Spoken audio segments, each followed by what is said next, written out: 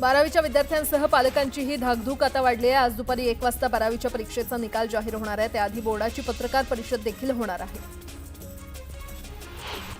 आजपासून अमूल पाठोपाठ आता गोकुळच्या दूध दरात वाढ झालेली आहे। गोकुळच्या दुधात प्रति लिटर 2 रुपयांनी वाढ करण्यात आली आहे।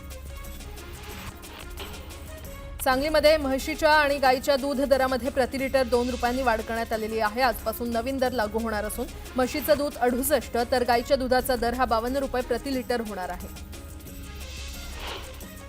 राज्यात वादळी पावसाला पोषक वातावरण होतंय। आज अवकाळी पावसाची शक्यता हवामान खात्यानं वर्तवली आहे। पूर्व विदर्भात जोरदार वादळी पावसाची शक्यता ऑरेंज अलर्ट देण्यात आलेला आहे। उर्वरित विदर्भ, मध्य महाराष्ट्र आणि मराठवाड्यात वादळी वाऱ्यासह पावसाची शक्यता हवामान खात्याकडून वर्तवण्यात आली आहे। राज्यभरात बहुतेक सर्वच जिल्ह्यांमध्ये पारा 40च्या पार गेलाय। चालू महिन्यात सूर्य अक्षरशः आग ओकणार असल्याचा इशारा हवामान खात्यानं दिलाय। त्यामुळे मे महिन्यात गेल्या महिन्यापेक्षाही जास्त उकाडा जाणवणार आहे। उन्हामुळे संभाजीनगर जिल्ह्यातील पाण्याच्या साठ्यावर परिणाम होतोय। गेल्या महिन्यात 12% पाण्याचं बाष्पीभवन झालंय तर शहरात 8 ते 10 दिवसांनी पाणी पुरवठा होतो तर ग्रामीण भागात टँकरच्या फेऱ्या वाढलेल्या आहेत। टँकर विना पर्याय नसल्यामुळे पाण्यासाठी या महिन्यात सामान्यांचा खिसा आणखी रिकामा होण्याची शक्यता आहे। दापोलीतील जामगे धरणाचं काम तब्बल 15 वर्षांनंतर पूर्णत्वाकडे जात आहे। जवळपास 70% काम पूर्ण झाल्यानं शेतकऱ्यांच्या आशा पल्लवित झाल्या आहेत। या धरणातील कालव्यांमुळे 15 गावांना फायदा होणार असल्यानं ग्रामस्थ सुखावले। जळगावातील ग्रामीण भागातील व्यायामशाळेसाठी आता 8 लाखांऐवजी 14 लाखांचा निधी मिळणार आहे। ग्रामीण भागात क्रीडा संकुलाची तरतूद मागणी असल्यास किंवा आल्यास क्रीडा संकुलासाठी निधी उपलब्ध होणार आहे असं आश्वासन गुलाबराव पाटील यांनी दिलंय।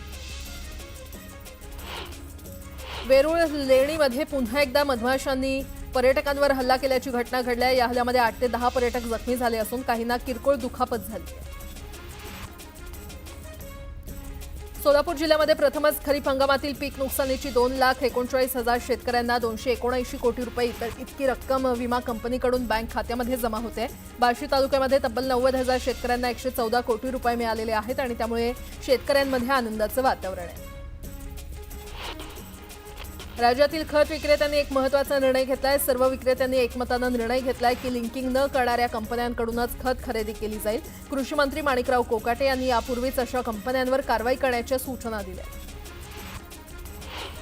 जळगावच्या माणगाव इथे महाअधिवेशनात सहभागी होण्यासाठी चोपड्यातील एसटी कर्मचारी रवाना झालेत। अधिवेशनात राज्यभरातून जवळपास 40,000 कर्मचारी सहभागी होण्याचा अंदाज वर्तवला जातोय। चोपडा आगारातून एसटी बस फुलांनी सजवून ढोल ताशे वाजवत मोठ्या उत्साहात रवाना झाली। महाराष्ट्र लोकसेवा आयोगानं पशुधन विकास अधिकारी आणि सहाय्यक प्राध्यापक पदांसाठी भरतीची अधिसूचना जारी केली आहे। यामुळे नोकरीची नवी संधी उपलब्ध झाली आहे। या भरतीच्या माध्यमातून राज्यात पशुधन विकास अधिकाऱ्यांची 279 आणि सहाय्यक प्राध्यापकांची 716 पदं भरली जाणार आहेत। विद्यार्थ्यांना लागणारे शैक्षणिक दाखले अर्ज केल्यापासून ते तात्काळ 48 तासांमध्ये द्यावेत असा इशारा बावनकुळेंनी दिलाय। या कामामध्ये हलगर्जीपणा करणाऱ्या अधिकारी आणि कर्मचाऱ्यांची पदोन्नती रोखण्यात येईल असा देखील इशारा महसूल मंत्री बावनकुळे यांनी दिलाय।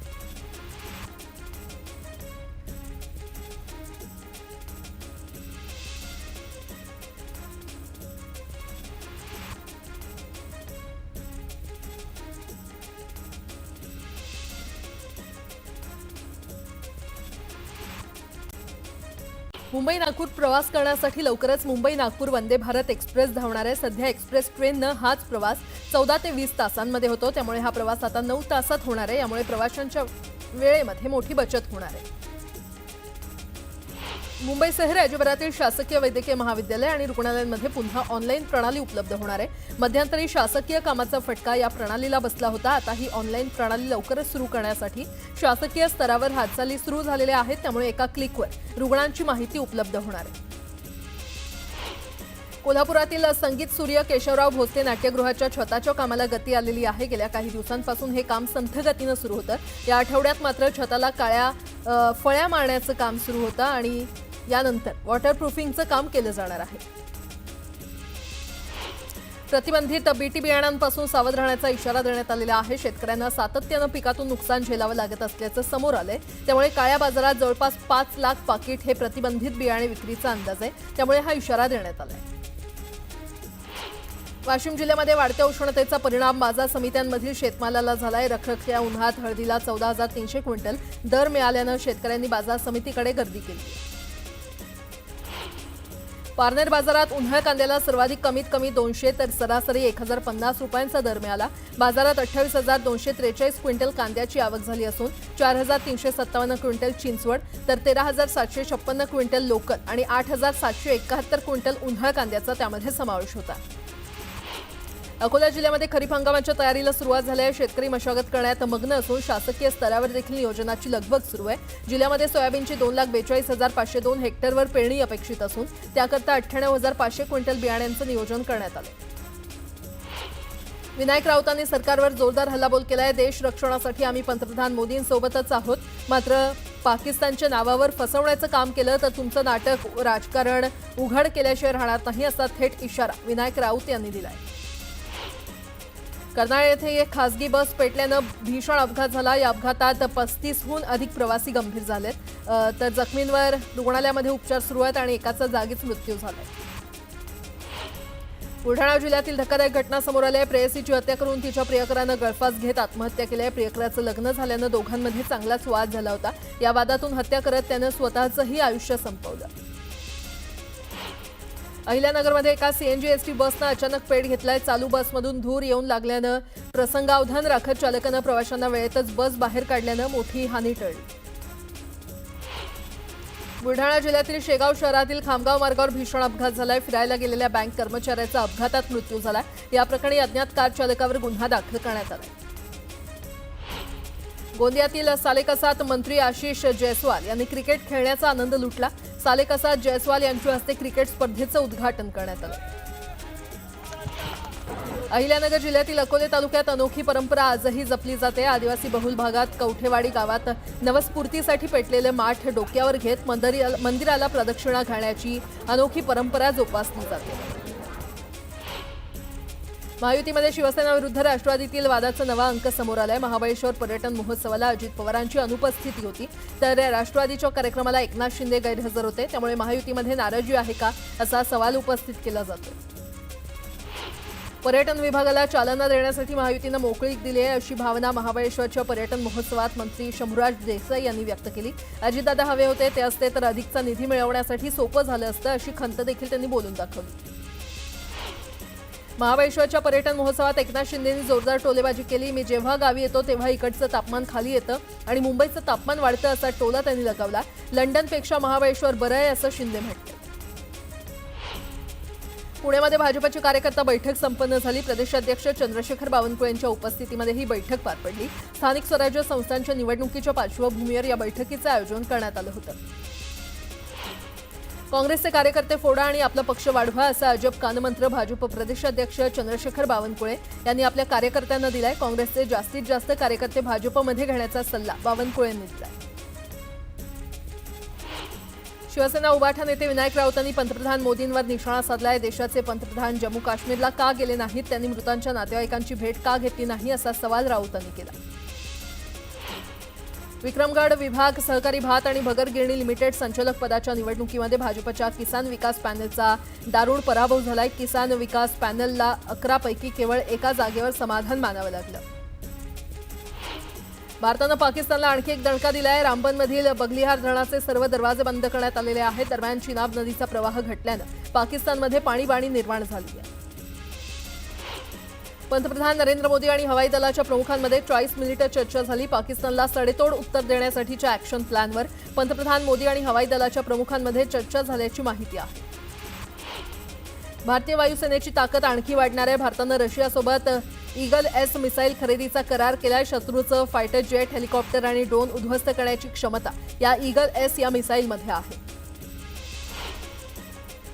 पंजाबमधील वायुदल आणि लष्करी छावण्यांची हेरगिरी करणारे आयएसआयच्या 2 गुप्तहेरांना अमृतसरमधून अटक करण्यात आली आहे। हे दोन्ही गुप्तहेर स्थानिक गँगस्टरच्या मदतीनं संवेदनशील माहिती पाकिस्तानला पुरवत होते। कराडच्या तासवडे एमआयडीसीमध्ये उद्योजकांच्या समस्या जाणून घेण्यासाठी आमदार अतुल भोसले यांनी बैठकीचं आयोजन केलं होतं। माजी मुख्यमंत्री पृथ्वीराज चव्हाण कधीच कराड एमआयडीसीविषयी बोलले नाहीत अशी टीका आमदार अतुल भोसले यांनी चव्हाणांवर केली। वाशिमच्या मंगरुळपीर एसटी आगाराला नवीन 5 एसटी बस देण्यात आलेल्या आहेत। वाशिम विधानसभा मतदारसंघाचे भाजप आमदार श्याम खोडे यांच्या पुढाकारातून या एसटी बस मिळाल्या असून बसचं लोकार्पण श्याम खोडे यांच्या हस्ते पार पडलं। रायगड जिल्ह्यातील माणगावमध्ये एसटी कर्मचाऱ्यांचं राज्यव्यापी महाअधिवेशन होणार आहे आणि या अधिवेशनाला संपूर्ण महाराष्ट्रातून सुमारे 50,000 एसटी कर्मचारी हजर राहणार आहेत. वेतनवाढीसाठी हे अधिवेशन भरवलं जाणार आहे. मागणी मान्य न झाल्यास बेमुदत संपाचा ठराव केला जाणार आहे. एसटी महामंडळाच्या वतीनं घेण्यात येणाऱ्या अधिवेशनाच्या पूर्वसंध्येला माणगाव इथे पदाधिकाऱ्यांची बैठक पार पडली. एसटी कर्मचाऱ्यांची बँक आमच्या हातात द्या अशी मागणी करणारा ठराव या बैठकीतून करण्यात आला. पुणे बंगळुरू महामार्गावर स्टंटबाजी करतानाचा व्हिडिओ समोर आलाय. धावत्या इलेक्ट्रिक दुचाकीवर हा तरुण स्टंटबाजी करताना दिसून येतोय. या स्टंटबाजीचा व्हिडिओ सोशल मीडियावर व्हायरल झालाय.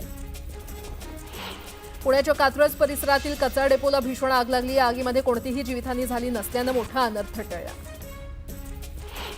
मुंबई नाशिक महामार्गावर कंटेनरचा अपघात झाला. भिवंडीतील वडपेजवळ ऑइलची वाहतूक करणारा कंटेनर उलटल्यानं तेल गळती झाली. त्यामुळे महामार्गावरील वाहतुकीवर परिणाम झाला. संजय गांधी राष्ट्रीय उद्यान आणि त्याला लागून असलेल्या आरे वसाहतीमध्ये 54 बिबट्यांचं अस्तित्व असून त्यात 4 पिल्लांचाही समावेश आहे अशी माहिती वन विभागानं दिली आहे. 10 वर्षांपूर्वी इथे 31 बिबटे होते. दशकभरात यामध्ये 23 बिबट्यांची वाढ झाली आहे. डोंबिवलीमध्ये 2 गटात राडा झालाय. विधानसभा निवडणुकीत झालेला वादाचा राग याच्यातून माजी नगरसेवक विकास म्हात्रे समर्थक आणि मेघराज तुपांगे यांच्या समर्थकांमध्ये राडा झाला. या राड्यामध्ये 3 ते 4 जण जखमी झाले. पश्चिमेकडील गोविंदवाडी परिसरात तबेल्यातच बैलांची कत्तल होत असल्याचा धक्कादायक प्रकार उघडकीस आलाय. बैलाची कत्तल करून विक्री करणाऱ्या 29 वर्षीय आरोपीला कल्याण बाजारपेठ पोलिसांनी अटक केली आहे. नगर पुणे महामार्गावर शिरूरवरून पुण्याला जाणाऱ्या कारचा अपघात झाला. चालकाचं नियंत्रण सुटल्यानं कार एका गाळ्यामध्ये शिरली. यामध्ये गाळ्याचं शटर आणि भिंत कोसळल्यानं मोठं नुकसान झालंय. सुदैवानं यामध्ये कोणतीही जीवितहानी झाली नाही. ठाण्यातील माजीवाडा उड्डाणपुलावर मास्टिंग टाकण्याचं काम हाती घेण्यात आलंय. त्यामुळे 22 मे पर्यंत रात्री 11 ते पहाटे 5 दरम्यान वाहन चालकांना अन्य मार्गावरून ये जा करावी लागणार आहे.